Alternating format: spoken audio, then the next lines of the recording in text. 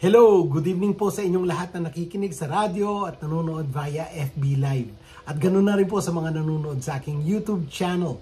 Nandito na naman po tayo at sabay-sabay tayong ma-encourage mula sa inspirasyon ng mga salita ng ating Panginoon. Welcome po muli sa ating weekly program Silver Lining. Dito lang sa nag-iisang Christian radio sa Baguio, DWLY 97.5 Cool FM. Salamat po sa pagsusubaybay at pakikinig sa aking weekly devotional. Last week, napag-usapan po natin ang planning with purpose, na ang planning ay isang mahalagang bahagi ng buhay. Diniscuss natin ito base sa Proverbs 21:5. Good planning and hard work lead to prosperity, but hasty shortcuts lead to poverty. Purposeful planning involves aligning our goals with God's will. Kapag ang ating plano ay naka-align sa kanyang salita, ang mga ito ay may eternal value sa halip na panandaliang success. Kaya laging isik ang God's wisdom sa lahat ng desisyon. Magtiwala sa kanyang timing at provision at tandaan na ang tunay na kasaganaan ay nagmumula lamang sa ating Panginoong Diyos. Kung nakaligtaan niyo po ang ating episode doong nakaraang Thursdays, nasa Silver Lining YouTube channel po ang lahat ng ating episodes. Mag-thumbs up, i-share, at mag-subscribe na rin po kayo sa aking YouTube channel. Libre po ang mag-subscribe. Noong Thanksgiving Day, last Thursday, ang family ko po dito sa Florida ay dumating dito sa bahay. Meron silang dalang mga pagkain. Naghanda lang ako ng lechon belly. Hindi po turkey kasi ayaw po namin ng turkey. Masaya ang aming salo-salo. Pagkatapos namin kumain ay nag-decide ang aking asawa at ang aking anak na babae na mag-gather kami sa living room. Nag-suggest ang aking asawa na mag-devotion at umpisahan ito ng praise. So we all gathered and praised the Lord with a song. Pagkatapos ito ay finacilitate ng aking dalaga ang scripture reading. She suggested her kuya to read Psalm 100. Ito ang binasa. Shout for joy to the Lord, all the earth. Worship the Lord with gladness. Come before Him with joyful songs. Know that the Lord is God. It is He who made us, and we are His. We are His people, the sheep of His pasture. Enter His gates with thanksgiving and His courts with praise. Give thanks to Him and praise His name. For the Lord is good and His love endures forever. His faithfulness continues through all generations. Pagkatapos itong nabasa, nag-pray kami at nag-umpisa na mag-facilitate ng discussion ang aking dalaga. Ang kanyang tanong sa lahat, what are the blessings in disguise that you are thankful for now? Isa-isa kaming sumagot. It was great discussion and an eye-opener ang nangyari. Ngayong gabi, ihimay-himayin natin ang Psalm 100. Mag-reflect at mag-share ako kung ano ang lessons na ating makukuha dito. Tapos sa huli, i-discuss natin ng konti kung ano ang blessings in disguise. Tara, umpisahan na natin. Sa verse 1 to 2, sabi doon, shout for joy to the Lord, all the earth. Worship the Lord with gladness. Come before Him with joyful songs. Ito po ang ating makukuha dito sa verses na ito. At inyo pong tandaan, ang joyful worship ay tugon sa God's sovereignty. Ang pagsamba ay hindi limitado sa solemnity but involves rejoicing in the Lord. Ang ating joy reflects our gratitude para sa kanyang creation, para sa kanyang pangangalaga sa atin at ng ating kaligtasan. Ano ang lessons dito? Lumapit sa Diyos na may kagalakan at enthusiasm, knowing na nasisiyahan siya sa ating mga papuri. Sa verse 3, sabi doon, know that the Lord is God.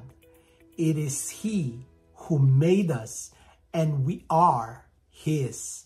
We are His people, the sheep of His pasture. Ang talatang ito ay binibigyan diin ang Diyos bilang tagalikha at pastol. We belong to Him and He lovingly tends to us. Ang lesson dito ay we have to trust God as the one who knows our needs, na nagpuprotekta sa atin and guides us tulad ng isang pastol na nangangalaga sa kanyang mga tupa. Ito po ang tandaan din natin dito. Kilalanin ang otoridad ng pangangalaga ng ating Diyos. Sa verse 4, sabi doon, enter His gates with thanksgiving and His courts with praise. Give thanks to Him and praise His name. Ang thanksgiving ay ang gateway upang sumamba o mag-worship. Ang thanksgiving ay tugon ng puso sa pagkilala sa mga pagpapala ng Diyos. It is the way we enter into a deeper fellowship with the Lord. Ito ang lesson dito na dapat ating tandaan. Gratitude opens the door to a closer relationship with God. Make thanksgiving a daily practice, hindi lang during Thanksgiving Day.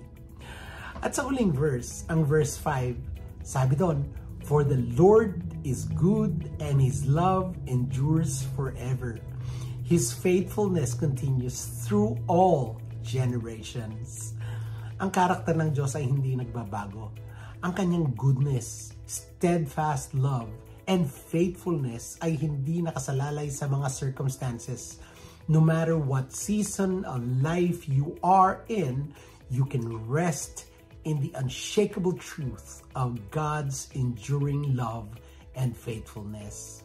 God's goodness, God's love, and faithfulness are eternal. Ngayon, ano ang maaari natin gawin para i-apply natin sa ating buhay ang mga lessons nito? Una, cultivate a grateful heart. Simula ng iyong prayer o ang iyong panalangin sa Thanksgiving. Magpasalamat sa Diyos araw-araw para hindi nyo makalimutan ilista ang mga specific ways God has blessed you.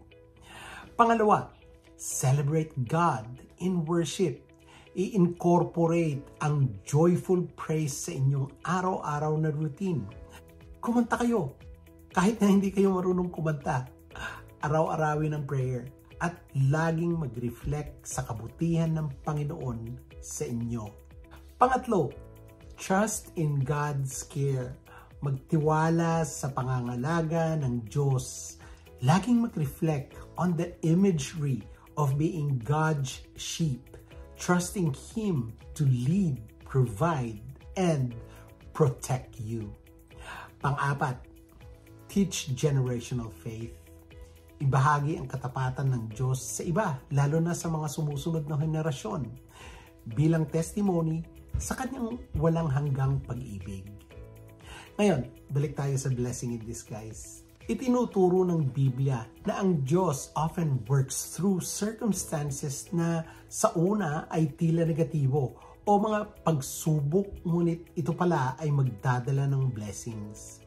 Ang mga blessing in disguise reveal God's greater purposes. Madalas sa mga paraan na hindi natin agad maintindihan. Isa sa mga paborito kong verse ay ang Romans 8:28. Ang sabi doon, and we know that in all things God works for the good of those who love Him, who have been called according to His purpose. Kahit na ang mga paghihirap ay maaaring maging bahagi ng plano ng Diyos upang hubugin, upang turuan, at upang pagpalain tayo sa buhay. Remember this, God works all things for good. Ang mga pagsubok o mga challenges na ating nararanasan often lead to spiritual maturity and deeper faith. Ang mga plano ng Diyos ay maaring hindi agad malinaw sa atin, ngunit palagi silang para sa ating kabutihan. Laging tandaan, God's ways are higher. Sabi nga sa Isaiah 55:8-9, for my thoughts are not your thoughts, neither are your ways my ways, declares the Lord. As the heavens are higher than the earth, so are my ways higher than your ways, and my thoughts than your thoughts. Sa aming sharing, nagtanong ang aking dalaga ng mga halimbawa sa Bible ng blessing in disguise. Ito ang mga na-share. Ang kwento ni Joseph sa Genesis 37 to 50. This is about Joseph's betrayal by his brothers, slavery, and imprisonment. Eventually, naging daan ito upang siya ay maging leader sa Egypt. His suffering enabled him to save many lives, kasama ang kanyang pamilya noong panahon ng taggutom. Ang kwento ng restoration ni Job sa Job 42, 10 to 17. Naghirap ng husto si Job, but was later blessed with even greater prosperity and a deeper understanding of God. Sa kwento naman ni Ruth, makikita natin ang pagkakaloob ng Diyos sa mga hindi inaasahang paraan. Si Ruth ay isang byuda ng Moabite. Siya ay nahaharap sa malaking pagkawala ngunit nanatiling tapat. Ang kanyang journey ay humantong siya kay Boaz, kung kanino siya naging bahagi ng linya ni Jesus. Ang pinaka-blessing in disguise sa lahat ay ang pagpapako sa krus ni Jesus na tila isang pagkatalo. This became the ultimate blessing para sa sangkatauhan sa pamamagitan ng kanyang muling pagkabuhay at pangako ng kaligtasan. Sa mga personal testimony ng aking family and experiences tungkol sa blessing in disguise na aming diniscuss, ang nakakapagpataba sa aking puso ay ang blessing in disguise ng aking mga manugang. Although maraming mga challenges ang kanilang na-experience sa aming pagdating sa buhay nila, naging parte ako at ng aking asawa sa kanilang journey to find Jesus and receive Him as Lord and Savior. Sa Diyos ang lahat ng papuri at pasasalamat. Mga kaibigan, what may appear as a setback or misfortune is often God's way of preparing us for something greater.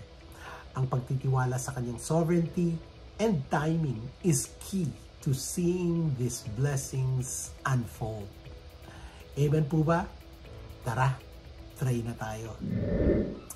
Heavenly Father, we come before you with hearts full of gratitude and joy. Thank you for being our Creator, our Shepherd, and thank you for being our faithful God. You have made us and we belong to you. We praise you for your goodness, which never falters, and for your love that endures forever. Lord, help us to approach you daily with thanksgiving, to enter your presence with songs of praise, and to trust in your unfailing faithfulness through every generation. Teach us, Lord, to rejoice in you, even in challenging times, knowing that your plans for us are always good. As we go about our days, Lord, may we live as reflection of your love, sharing the joy and peace that comes from walking in your light. Let our lives be a testimony to your goodness, drawing others to experience the blessings of being in your care. We pray this in the name of our Lord and Savior, Jesus Christ. Amen. Salamat po sa inyong pakikinig. Sana ay nakapagbigay ang ating episode ngayon ng karunungan at kaliwanagan upang maging mas malinaw ang ating pangunawa at gabay sa direksyon ng ating paglalakbay sa buhay sa kasalukuyan. Abangan muli ang ating mga bago pang weekly devotionals. Kung meron po kayong prayer request or encouragement, i-private message niyo lang po ako. Kung gusto niyo pong i-like o i-share ang ating episode, nasa FB page at mga social media accounts po ng Cool FM. Mag-subscribe na rin po kayo sa aking YouTube channel, ang Silver Lining. Salamat po muli Ako po si Silver. Sa pahintulot po ng ating Diyos na nagbibigay liwanag, karunungan at pangunawa, nandito muli ako next week. Bye! God bless and shalom!